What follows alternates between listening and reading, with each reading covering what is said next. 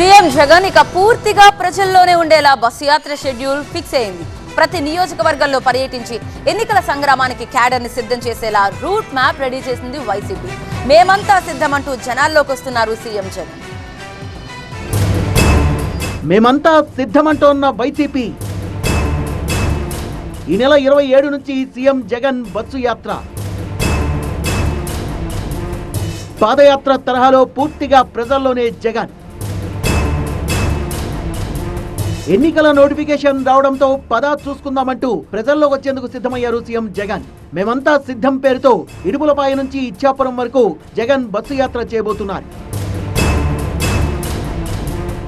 ఈ నెల 27 నుంచి జగన్ బస్సు యాత్ర చేపట్టనున్నారు. ఇడుపులపాయలో వైఎస్ఆర్ కి నివాళులర్పించిన తర్వాత అదే రోజు ప్రొద్దుటూరులో యాత్ర ఉంటుంది. 28న నంద్యాలలో బహిరంగ సభ ఉంటుంది.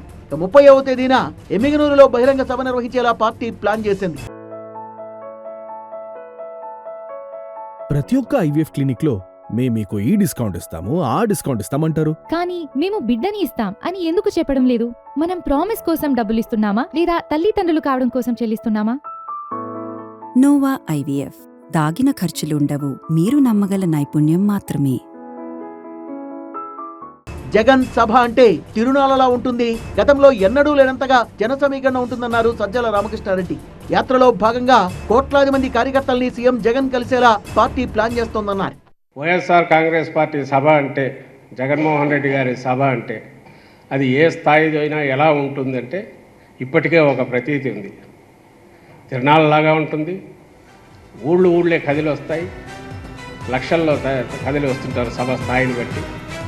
చిన్నపాటి ఎన్నికల సభ అయినా వేలల్లో కిక్కేరుస్తుండడం అనేది అందరూ చూశారు. అదే ధోరణి ఉంటుంది, అదే మోతాదు ఉంటుంది. 4 సిద్ధం సభలు జరిగిన నియోజకవర్గాలు మినహా మిగిలిన ప్రాంతాలన్నీ కవర్ చేసేలా ఈ బస్సు యాత్ర రూట్ మ్యాప్ ఉంటుంది. ఉదయం పూట ప్రజలు పలు వర్గాలతో సీఎం జగన్ ఇంటరాక్షన్ అవుతారు. మధ్యాహ్నం భారీ సభలుంటాయి. ప్రతి పార్లమెంట్ నియోజకవర్గం పరిధిలో 2 అసెంబ్లీ సెగ్మెంట్లలో యాత్ర ఉండేలా ప్లాన్ చేస్తోంది వైసీపీ.